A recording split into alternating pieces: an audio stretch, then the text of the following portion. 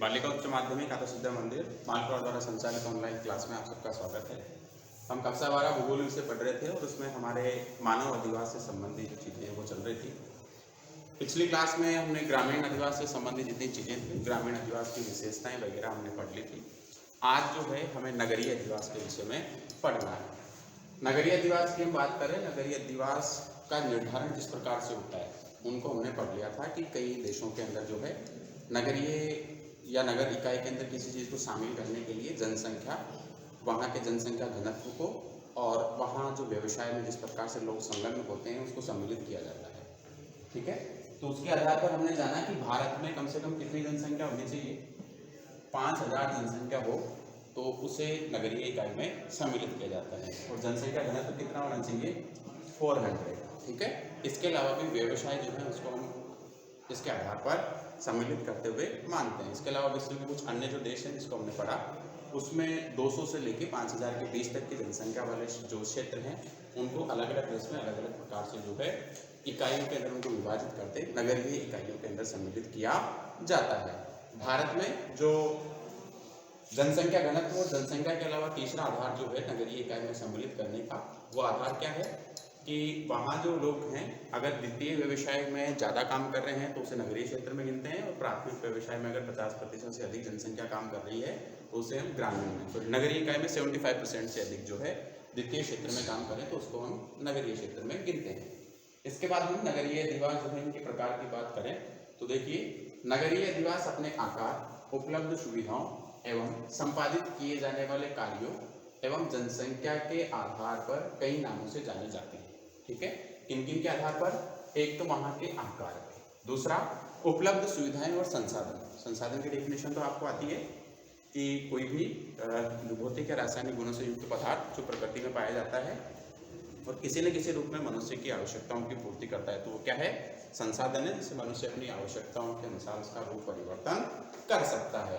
तो ऐसे जो वहाँ पे उपलब्ध सुविधाएं होती है, सुविधाओं के अंदर क्या आ गया, परिवहन आ गया, रोजगार के साधन आ गए, स्वास्थ्य संबंधी, शिक्षा से संबंधित जितनी सुविधाएं हैं और अन्य जो दूर संसार से, तकनीकी से संसाधन जो भी चीज़ें हैं इनसे अगर युक्त होता है तो उसके आधार पर इनका विभाजन किया जाता है और इसके अंदर जनसंख्या जो है ये भी मुख्य होती है। इस आधार पर सबसे पहले जो है इनका विभाजन वो है नगरीय क्षेत्र की सबसे छोटी का जिसे हम कहते हैं वो है नगर। 1 लाख से अधिक किंतु 10 लाख से कम जनसंख्या वाले जो अधिवास होते हैं वो नगर कहलाते हैं। ठीक है, ऐसा तो हम किसी गांव के आगे भी नगर का नाम लगा देते हैं या उसके आधार पर उसका विभाजन नहीं होता है, लेकिन जैसे हम सिटी के आधार पर या नगर में विभाजन कर सकते हैं नगरीय अधिवास की इकाई में, तो वहाँ 1 लाख से 10 लाख के बीच की जनसंख्या होना चाहिए। ठीक है, इसमें 50% अधिक जनसंख्या जो है गैर प्राथमिक कार्यों में संलग्न होनी चाहिए। नगर होगा, जनसंख्या का आधार तो वही है, 1 लाख से जो है 10 लाख तक तो वहाँ पे क्या होनी चाहिए, जनसंख्या होनी चाहिए,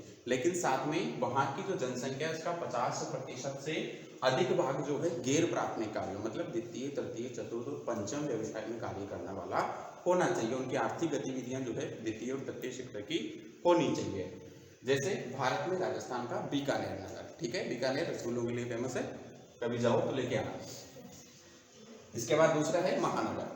महानगर जो होते हैं वो नगर से बड़े होते हैं और यहाँ की जो जनसंख्या होती है वो 10 लाख से अधिक होने पर उसे महानगर की संज्ञा दी जाती है।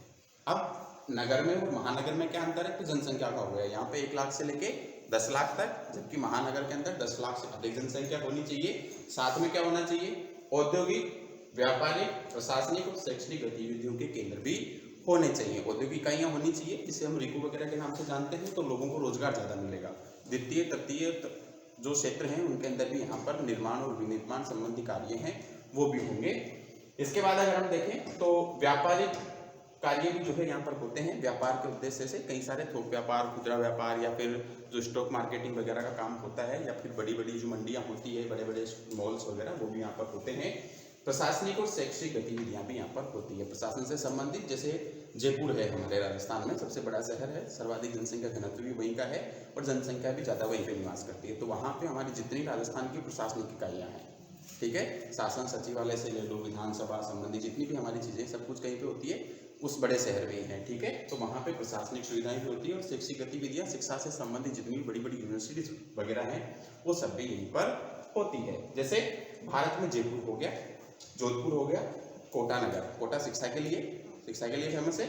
जोधपुर जो शहर है वो वहाँ पे जो अनुसंधान है, काजरी वगैरह जो चीज़ें हैं उसके लिए, और जयपुर में तो सारी चीज़ें आप पास की हो तो सब चीज़ें जानते हो। इन्हें मेट्रो सिटी भी कहते हैं। मेट्रो सिटी कई बार प्रश्न पूछा जाता है।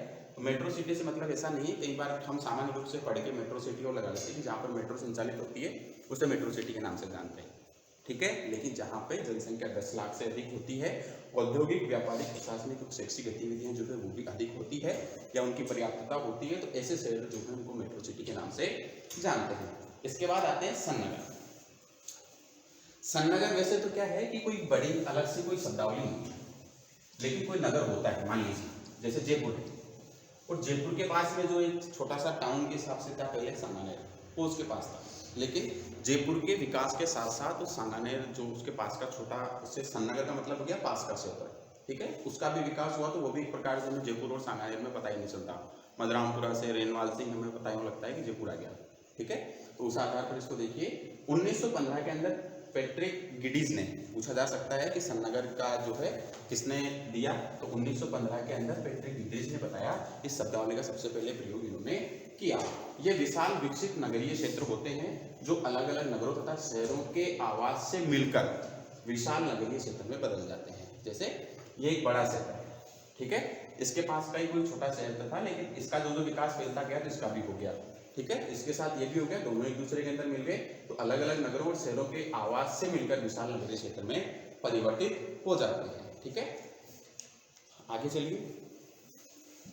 ग्रेटर लंदन है, टोक्यो है, शिकागो है, आदि जो है शिकागो अमेरिका में है, टोक्यो जापान में है, लंदन को आप जानते हैं ब्रिटेन में है, यूरोपीय जैसे। इसके उदाहरण है भारत में ग्वालियर एमपी में है, लश्कर मुराद दिल्ली, गुड़गांव, दिल्ली और गुड़गांव के अंदर भी काफी अंतर है। दिल्ली जो है अपने आप में केंद्र शासित प्रदेश है और गुड़गांव जो है हरियाणा का है, लेकिन ये दोनों में आपस में जो है एक जैसे हो गए हैं। दिल्ली और नोएडा, नोएडा यूपी के अंदर आता है लेकिन दिल्ली के अंदर मिल गया, तो ग्रेटर नोएडा वगैरह भी इसको हम जानते हैं। तो ये भी जो एक प्रकार से सन्नगर है, सन्नगर के उदाहरण है ये कई सारे। कौन कौन से? ग्वालियर हो गया, लश्कर मुराद हो गया, दिल्ली गुड़गांव, दिल्ली नोएडा, सन्नगर आदि इसके उदाहरण हैं। इसके बाद आते हैं बृहत्नगर। बृहत्नगर जो है अंग्रेजी में इसे मेगालोपोलिस कहते हैं, जिसका अर्थ विशाल नगर होता है। इसको पूछ लेना अंग्रेजी के अंदर शब्दावली क्या है। वैसे बोर्ड के एग्जाम में कभी ऐसे पूछा नहीं जाता, लेकिन फिर भी आपको थोड़ा ध्यान रखना है। इसका प्रयोग जो है सन 1857 में जिन गोटमैन के द्वारा किया गया। ये अत्यंत बड़े नगर होते हैं जिनकी जनसंख्या कितनी होती है? 50 लाख से अधिक होती है, ठीक है। इससे पहले हमने जो नगर पढ़े, महानगर पढ़े, नगर की जनसंख्या 1 लाख से 10 लाख, महानगर की 10 लाख से अधिक। सन्नगर जो होते हैं बड़े नगरों के पास के क्षेत्र, जिनका नगरी उन बड़े नगरों के साथ ही क्या है उनका भी विकास हो गया और उनकी आबादी वो है बहुत ज़्यादा हो गई, वो क्या हो गए? सन्नगर हो गए। सन्नगर के बाद क्या आया हमारे? बृहत्नगर। और बृहत्नगर की जनसंख्या कितनी होती है? 50 लाख से अधिक होती है। इन नगरों को विश्व नगर भी कहते हैं, ठीक है। जैसे ग्रेटर लंदन हो गया, Tokyo, Paris, New York, Moscow, Beijing चीन में है, कोलकाता, मुंबई, दिल्ली, चेन्नई आदि। भारत के भी 4 महानगर हैं, सॉरी जो भारत में भी हैं 4 बृहत नगर हैं, जिनको जोड़ने के लिए स्वर्णिम चतुर्भुज भी हमें बनाया गया। तो वो कौन कौन से हैं? दिल्ली, मुंबई, चेन्नई और कोलकाता, ठीक है। नगरीय अधिवास जो होते हैं इनकी कुछ समस्याएं होती हैं। जिस प्रकार ग्रामीण अधिवासों में कुछ समस्या होती है कि वहाँ पे जो है सुविधाएं कम होती है, उसी प्रकार नगरीय क्षेत्रों की भी कुछ जो है समस्याएं होती है। और वो किस किस प्रकार की होती है और क्या क्या हो सकती है, एक बार आप बताएंगे कुछ क्या हो सकती है नगरों के अंदर समस्याएं?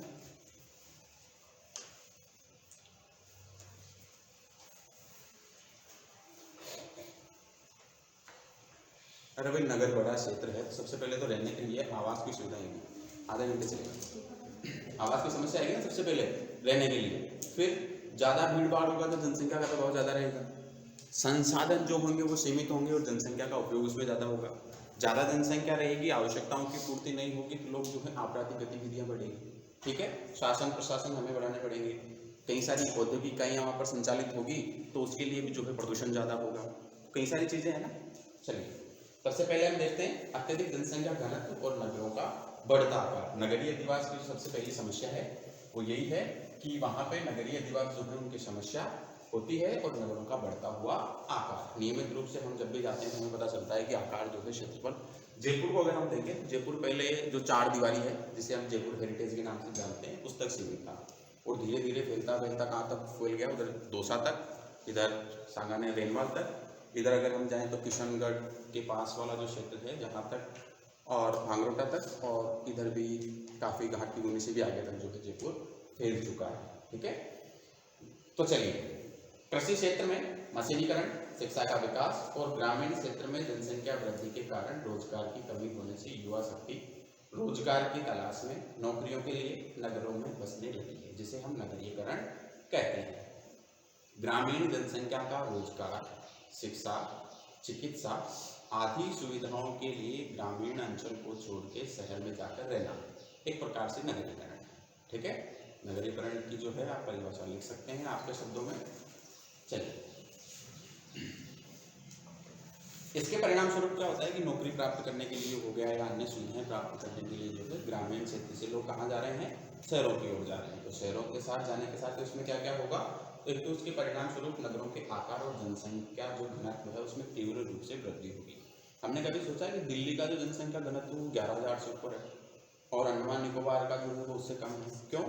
क्योंकि दिल्ली के अंदर ये सारी सुविधाएं हैं जो हम इससे पहले देख रहे थे कि औद्योगिकरण भी है, वहाँ पे प्रशासनिक इकाइयाँ भी है, कई सारी चीज़ें, शिक्षा के भी अच्छे क्षेत्र हैं वहाँ पे, चिकित्सा के लिए भी मेदांता वगैरह बड़े बड़े हॉस्पिटल गुड़गांव वगैरह के अंदर है। तो वहाँ पे लोगों को अवसर ज़्यादा है रोजगार के लिए या भौतिक सुख सुविधाएं प्राप्त करने के लिए, इसलिए वहाँ पर जनसंख्या ज़्यादा निवास करती है। वहीं अपेक्षा करें दूसरे क्षेत्र में, अगर हम राजस्थान की बात करें तो पश्चिमी राजस्थान में जो है कम जनसंख्या निवास करने का कारण है कि वहाँ पे संसाधन की उपलब्धता कम है, जल जो है वो सीमित है, शांति व्यवस्था वहाँ पे रहती नहीं, बॉर्डर के पास का एरिया है, और फिर जो वहाँ पे तापमान संबंधी जो है जलवायु संबंधी विषमताएं भी है, इसलिए जनसंख्या वहाँ पर निवास कम करती है। ठीक है, चलिए, नगरीय भूमि की अधिक कीमतें बढ़ने से लोगों को छोटे छोटे आवासों में रहना पड़ रहा है। जहाँ हमारे यहाँ पर पूरे खेत के अंदर इच्छा होगी कि यहाँ मकान बनाना है, बीचों बीच पूरी एक कोठी बनाई, बीचों बीच मकान, चारों तरफ हमने जो है गार्डन वार्डन लगा रखा है, अपनी मस्ती से घूमते हैं। लेकिन शहर में अगर हम 100 गज का मकान भी लेते हैं तो हमें पता चल जाता है कि करोड़ों रुपए का हमें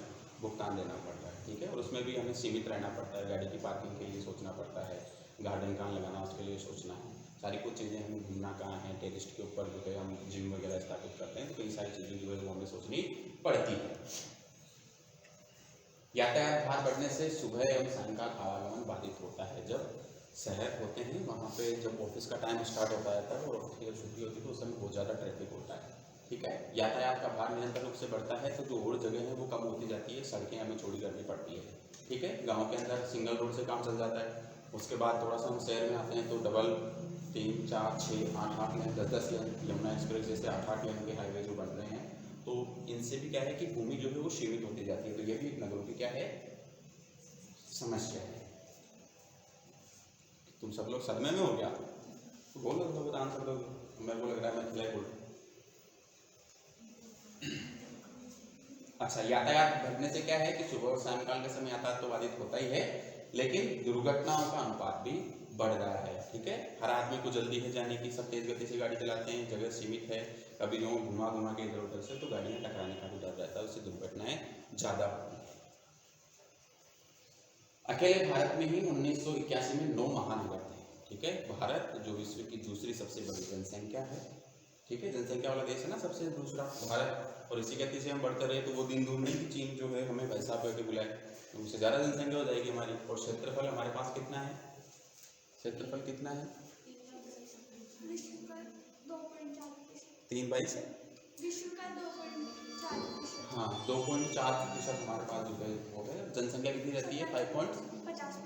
देख, इतनी सारी जनसंख्या जो है हम लेके बैठे हैं, और उस समय 1981 के अंदर हमारे यहाँ पर 9 महानगर थे। ठीक है, जिनकी संख्या वर्तमान में 53 हो गई है।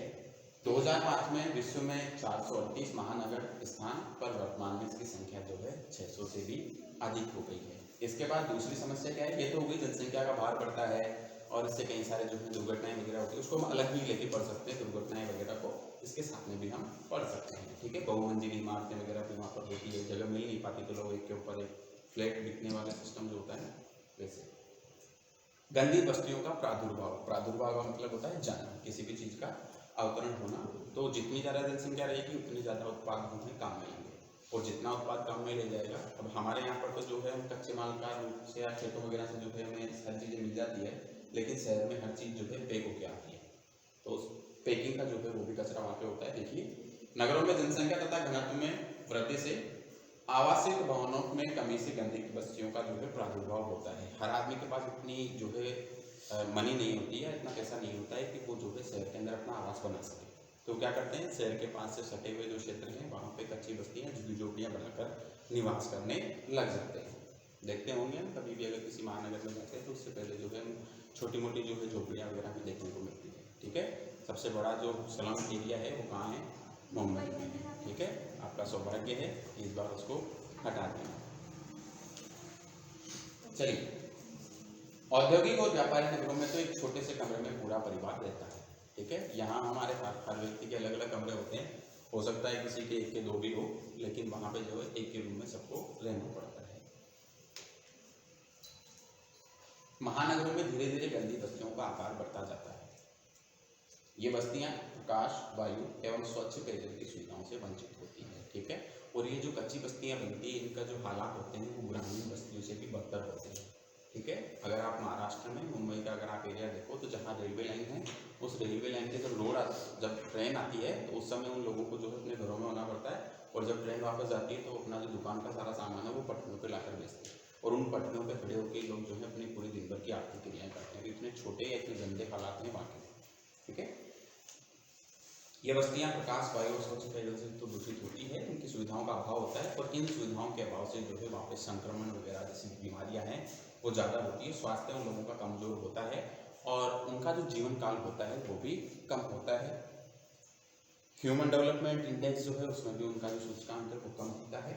चलिए, मुंबई में लगभग 10% जो लोग हैं गंदी बस्तियों में निवास करते हैं, और 60% लोग सड़कों पर रात गुजारते हैं। ठीक है, अगर मुंबई की जनसंख्या को हम 100 माने तो 100 में से 10 लोग तो ऐसे हैं जो गंदी बस्तियों में रहते हैं, और 60 लोग ऐसे जिनके पास आवास नहीं है तो रोड के किनारे ही वो सोते हैं, फुटपाथ वगैरह पे। और फिर वहीं पे हिट एंड रन जो आपने सुना होगा, कई सारे अभिनेताओं के ऊपर उनके केस भी चल रहे हैं, सोते हुए व्यक्ति के ऊपर गाड़ी चला देना, तो वो कई सारी समस्याएं जो है वो भी होती हैं। इसके बाद पर्यावरण प्रदूषण जो है, नगरीकरण के कारण नगरों में अनेक प्रकार की पर्यावरण प्रदूषण समस्याएं जो है वो बढ़ रही है। उद्योगों को चिमनियों से निकलने वाला जो काला जहरीला धुआं होता है वो बाधित परिवहन के कारण वाहनों से निकलता हुआ वायुमंडल को प्रदूषित करता है। जब हम किसी शहर में जा रहे हैं और वहाँ पे जो रोड क्रॉसिंग के लिए बत्तियाँ वगैरह लगी हुई होती है, अगर हम थोड़े समय के लिए भी 60 सेकंड के लिए 90 सेकंड के लिए वो जो है स्टॉप होती है, रेड बत्ती आती है, तो उस समय अगर हम वहाँ रुकते हैं तो इतने वाहन जो है वहाँ रुके हुए हैं एक साथ बत्ती पे, तो उन वाहनों से निकलने वाला जो पोल्यूशन है या उनसे निकलने वाला जो धुआं है उसमें हमें थोड़े समय के लिए लगता है जिससे हमारा दम घुट रहा है। इतने समय में ही हमें ऐसा लगता है तो दिन भर कितने वाहन और कितने सारे ट्रैफिक जाम होते हैं, तो उनमें बहुत ज़्यादा जो है प्रदूषण होता है। ईंधन भी ज़्यादा खपत होती है उसके अंदर, समय का व्यय तो होता ही होता है। आगे चलिए, वायुमंडल को प्रदूषित करता है जो मानव और पशुओं के साथ वनस्पति पर भी कुप्रभाव डालता है। ठीक है, मानव और वनस्पति पर डालता है प्रदूषण का प्रभाव, हमारे श्वसन तंत्र जो है वो प्रभावित होता है। हमने प्रदूषण वाला जो चैप्टर था उसमें वीडियो देखा भी था कि किस प्रकार से जो है मनुष्य का स्वास्थ्य पर उसका प्रभाव पड़ता है। ठीक है, वो हम एक बार आपको वापस दिखा देंगे। इसको हम देखें तो इसके अलावा जैसे अम्लीय वर्षा जो होती है, ठीक है, थोड़े समय पहले प्रदूषण वाले चैप्टर में पढ़ा था, तो अम्लीय वर्षा जो है उसके पीछे भी उत्तरदायी कारण जो है वो क्या है, वायु का बढ़ता हुआ प्रदूषण है जो जल को दूषित करता है, बाद में मृदा को भी दूषित करता है, और उससे जो वनस्पति है उस पर भी नकारात्मक प्रभाव पड़ते हैं। वनस्पति जो है, वनस्पति जगत वो उससे समाप्त हो जाता है। आगे चलिए, प्रदूषित वायु से हृदय, श्वसन, नाड़ी तंत्र, मानसिक स्वास्थ्य तथा त्वचा संबंधी रोग जो है अत्यधिक वृद्धि होती है। टोक्यो में तो वायु प्रदूषण इतना हो गया है कि व्यक्ति को 20-20 में कृत्रिम ऑक्सीजन गैस लेनी पड़ती है। ठीक है, वो दिन दूर नहीं, अगर ऐसे ही चलता रहा तो हमें भी हमारी पीठ पे जो है ऑक्सीजन सिलेंडर बांध के चलना पड़ेगा। ठीक है, अधिक से अधिक पेड़ लगाएं, प्रकृति को सुरक्षित रखें। भारत में दिल्ली, मुंबई तथा कोलकाता में कुछ वर्षों से जो है वायु प्रदूषण 2 गुना हो गया है। हम आए दिन अखबार में पढ़ते हैं कि दिल्ली के अंदर जो है अभी अरविंद केजरीवाल ने एक नया वो भी लेके आए हैं वो कानून कि अगर पराली जलाई जाएगी, पराली क्या होती है, जैसे खेत होते हैं, खेतों से फसल काटने के बाद हम तो यहाँ जैसे चारा वगैरह होता है तो उसको घर ले आते हैं, भूसा कुट्टी वगैरह जो भी होती है, लेकिन वो लोग क्या करते हैं, उनके वहाँ पे अधिकता होती है इन चीज़ों की, तो उनको खेत में ही जला देते हैं। तो उससे निकलने वाला जो धुआं है वो प्रदूषण करता है। हालांकि इसके लिए किसान ही दोषी नहीं है।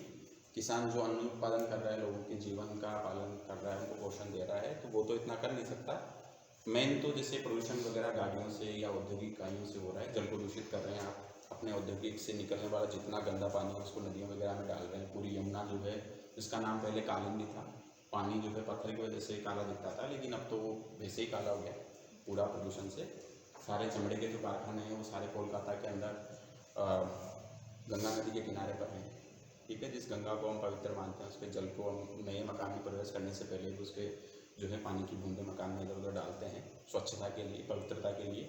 लेकिन एक और जो है, जितना गायों का या जिसका भी मांस जो है वो उनकी सफाई होने के बाद चमड़ा उद्योग से निकलने वाला अपशिष्ट नदियों में जाता है, ठीक है। तो प्रदूषण तो होगी ही। तो पराली जान गए हैं, तो पराली से भी जो है प्रदूषण होता है। और सर्दियों के दिनों में क्या है कि पराली से प्रदूषण जो होता है तो उससे धुंध बहुत ज़्यादा हो जाती है, पारदर्शिता जो है, दिखने की जो क्षमता है वो क्या हो जाती है, कम हो जाती है उस धुंध की वजह से। तो यातायात वगैरह तो प्रभावित होता ही है, लेकिन दैनिक जीवन जो है मनुष्य का वो भी इससे प्रभावित होता है। आगे चलिए, उपभोक्ता वस्तुओं का उच्च मूल्य होता है। नगरों में दैनिक उपभोग की जो वस्तुएं हैं, जैसे दूध हो गया, घी, फल, सब्जी आदि समेत प्रति ग्रामीण क्षेत्र से आती है। दूर क्षेत्रों से लाने में परिवहन व्यय होता है। दलाली और मुनाफा वसूली के पदार्थ जो है होने से महंगे और उच्च मूल्य पर उपलब्ध होते हैं। हमने कृषि पढ़ा था, कृषि के अंदर ट्रक फार्मिंग आपने देखी। इस प्रकार से होती है कि जो नगर होते हैं उनके पास के जो समीपवर्ती ग्रामीण क्षेत्र होते हैं, वहाँ से उत्पादित फल सब्जी को जो है ट्रकों में लादकर पास के बड़े नगर में पहुँचाया जाता है। तो जिस परिवहन से लाने ले जाने का कार्य हो रहा है, तो उसमें भी जो है कीमत वृद्धि होती है। दूसरा, वहाँ पर बीच में दलाल होता है, कृषक जो है वो मंडी में लाता है और मंडी से जो है फुटकर व्यापारी वगैरह लेके वो उसको सप्लाई करते हैं, तो उन दोनों का कमीशन भी हो गया। और फिर भी कई सारी जो चीज़ें हैं उससे उच्च वृद्धि हो जाती है। कीमत वृद्धि का एक वो भी होता है कि अगर किसी वस्तु की आपूर्ति कम होती है और मांग ज़्यादा होती है तो उसकी कीमत में क्या होता है, वृद्धि होती है, ठीक है। और आपूर्ति ज़्यादा हो और मांग कम हो तो उसकी कीमत क्या है, कम हो जाती है। इसे मांग वक्र या कीमत वक्र भी जिसको कहते हैं, आपने पढ़ा होगा 10वीं 11वीं में, कभी पढ़ा होगा। दूर क्षेत्रों से लाने में परिवहन व्यय तो होता ही है। दलाली और मुनाफाखोरी जो है वो भी इसके अंदर होने से उच्च मूल्य जो है कीमतों के हो जाते हैं। खाद्य पदार्थों में मिलावट होती है। नगरों में व्यापारी अधिक लाभ कमाने के लिए खाद्य पदार्थों में मिलावट करते हैं। मिलावटी भोज्य सामग्री जो है नागरिकों के स्वास्थ्य पर प्रतिकूल प्रभाव डालती है और नागरिकों को अनेक बीमारियों का सामना करना पड़ता है। जितनी जनसंख्या है उसकी आपूर्ति के लिए जो है हमें जितनी आवश्यकता होती है उतनी वस्तुएं मिल नहीं पाती, ठीक है। तो उनका जो है अनेक केमिकलों के माध्यम से उत्पादन किया जाता है और वो मनुष्य के स्वभाव जो स्वास्थ्य है उसके ऊपर नकारात्मक प्रभाव डालते हैं। दिवाली का समय चल रहा है, लगभग कई सारी शॉप्स के अंदर मिठाइयाँ वगैरह बनेगी। अभी शुद्ध के लिए युद्ध अभियान भी चल रहा है। सूचना देने वाले को शायद कितना 50,000 रुपये जेल उत्साह देंगे अगर किसी को पता चले कि हमारे पड़ोस में जो है मिलावट हो रही है। पपीता के पौधे पे इंजेक्शन लगा के और उसको फल जो है उसको जल्दी पकाया जा रहा है, तो आप सूचना दे सकते हैं। अम्बापुरा वाले विशेष ध्यान दें, काफ़ी पपीता बोया गया इस बार, रेड लिपी ताइवान। चलिए, तो ये सारी जो आपूर्ति नहीं होती है, लोगों की आवश्यकताएं पूर्ति होनी है, तो उसके उत्पादन जो है कृत्रिम तरीके से किया जाता है, प्राकृतिक रूप से तो होता नहीं। तो वो मनुष्य के स्वभाव को जो स्वास्थ्य है उसके ऊपर नकारात्मक प्रभाव डालते हैं। डिटोल जैसा केमिकल आता है, 5 ml अगर आप उससे लेंगे तो उससे आप 10 लीटर दूध बना सकते हैं, ठीक है। 5 ml से एक जो छोटा ढक्कन आता है उसमें से आपको पानी में मिलाना है और उससे 10 लीटर दूध बन जाता है, ठीक है, केमिकल से। तो लोग जो है वो उसको अगर यूज लेंगे तो नकारात्मक प्रभाव तो पड़ेगा। आलू से और सरफ से पता नहीं घी भी बना लेते हैं, मावा वगैरह बनाते हैं। तो ये जो है ऐसे समय में आप बच के रहें, कम मिठाइयों का उपयोग करें, घर पे बनी हुई वस्तुएं ज़्यादा उपयोग में लें तो बेटर है। अपराधों का बढ़ता स्तर। ग्रामीण क्षेत्रों से रोजगार की तलाश में नगरों में आने वाली जनसंख्या में पुरुषों की संख्या जो है वो अधिक होती है, ठीक है। अगर ग्रामीण क्षेत्र से महिलाओं के प्रवास की बात करें हम, या महिलाओं की ओर से अपने स्थान को छोड़ के दूसरे स्थान पर आप्रवास या उत्प्रवास की अगर हम बात करें, तो उसके लिए उत्तरदायी कारक होता है रोजगार और शिक्षा, ठीक है। लेकिन पुरुष के स्थानांतरण में ज़्यादा जो है अनुपात, वैसे तो आदमी स्वास्थ्य के लिए भी जाता ही है, अपने काम के लिए भी जाता है, लेकिन रोजगार के जो अवसर होते हैं या रोजगार प्राप्ति के लिए जो है पुरुष जो है ज़्यादा स्थानांतरित होते हैं या नगरों की ओर आकर्षित होते हैं शहरों से, जिससे नगरों में जो है लिंगानुपात का संतुलन बिगड़ जाता है। अगर एक क्षेत्र से जैसे ग्रामीण क्षेत्र है वहाँ से बहुत ज़्यादा पुरुष जो हैं वो शहर की ओर चले गए, तो ग्रामीण का भी जो क्षेत्र है वहाँ पर भी लिंगानुपात बिगड़ जाता है। ऐसा हमने पहले प्रवास वाले क्षेत्र में पढ़ लिया है कि वहाँ से अगर पुरुष जनसंख्या चली जाएगी तो महिलाएं गाँव में बहुत ज़्यादा हो जाएगी, तो उनका लिंगानुपात है वो महिलाओं का ज़्यादा हो जाएगा।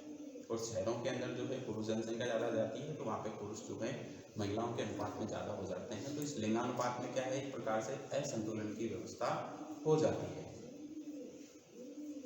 परिणाम स्वरूप अपहरण, दुष्कर्म, हत्या आदि घटनाएं जो है बढ़ जाती है। पर्याप्त मजदूरी नहीं मिलने या शीघ्र धनवान बनने के लालच में युवा वर्ग समाज कंटकों के चक्कर में आकर थोड़े से रुपयों की खातिर अपराध करने लगते हैं। कहीं भी जो शहरीकरण होता है, व्यक्ति को अपनी आवश्यकताओं की पूर्ति तो करनी है, किराया भी देना है, खाना वगैरह भी है, या अपने जो वाहन वगैरह उसका भी करना है उपभोग, और उतना उसे अगर पैसा मिल नहीं रहा है तो उसे अनैतिक तरीके से प्राप्त करने की कोशिश करें। ठीक है, क्योंकि मनुष्य अपनी आवश्यकताओं की पूर्ति तो करता ही है। माध्यम या साधन जो है वो कुछ भी हो सकते हैं, साध्य उसका है अपनी आवश्यकताओं की पूर्ति करना, तो वो अनैतिक तरीके से करता है। इसके अंदर चोरी वगैरह भी हो सकती है, डकैती भी हो सकती है, अपहरण करके फिर उसकी मांगना भी हो सकता है, सुपारी देना भी हो सकता है किसी का। तो सारी चीज़ें जो है इसके अंदर सम्मिलित होती है, तो अपराधीकरण जो है वो बढ़ता है। ठीक है, इसके साथ ही अपहरण, जेब काटने, चोरी, बैंक लूटने और हत्या जैसी जो घटनाएं हैं समाचार पत्रों में और दूरदर्शन के माध्यम से हमें आए दिन देखने और सुनने को मिलती है। न्यूज़पेपर के पहले पृष्ठ पे हर बार हमें एक अपहरण की, बलात्कार की या फिर चोरी डकैती की, बैंक को लूटने की एक न एक जो न्यूज है वो जरूर मिलेगी। एक तो क्या लगभग अखबार पूरा उसी से भरा हुआ होता है। पुलिस और प्रशासन के लगातार चौकन्ने रहने से भी जो है अपराधों की संख्या बढ़ती ही जा रही है। इसके बाद जो है तीव्र सामाजिक आर्थिक विषमता तथा सामाजिक सहयोग, नगरों में मकानों और संसाधनों की उपलब्धता में अंतर होने से सामाजिक आर्थिक विषमता जो है वो दृष्टिगोचर होती है, मतलब हमें नजर आती है। व्यक्तिगत स्वार्थ से प्रेरित होने के कारण सामाजिक सहयोग का अभाव पाया जाता है। महानगरों में एक तरफ गगनचुंबी विशाल वातानुकूलित इमारतें दिखाई देती है, वातानुकूलित जिसमें एसी लगा हुआ होता है, गगनचुंबी बहुत अधिक ऊंचाई वाले। दूसरी तरफ फुटपाथ पे खुले आसमान के नीचे जीवन का संघर्ष भी दिखाई देता है। ठीक है, स्वास्थ्य एवं चिकित्सा सुविधाओं की कमी होती है। नगरों में जनसंख्या वृद्धि के कारण उपलब्धता तो होती है, लेकिन जितनी जनसंख्या है उसके अनुपात में कम होती है। जैसे अभी कोविड-19 का समय चल रहा है तो हॉस्पिटल्स वगैरह के अंदर बेड नहीं है। ठीक है, तो सुविधाएं तो होती है, लेकिन सुविधाएं जो है वो बढ़ती जनसंख्या के सामने क्या हो जाती है, अपर्याप्त हो जाती है।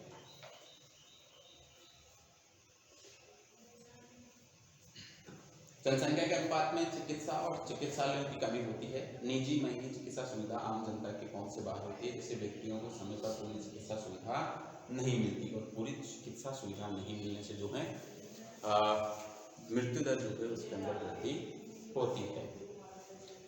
इसके बाद जो है नगरीय कच्ची गंदी बस्तियों का समस्या और समाधान, उसको हम नेक्स्ट वीडियो में पढ़ने की कोशिश करेंगे। आप उसको थोड़ा बहुत पढ़ के आएँ। मानवीय कच्ची बस्तियाँ, रेल मार्ग वगैरह जो है इससे संबंधित चीज़ें नेक्स्ट क्लास में हम उसको देखेंगे। धन्यवाद।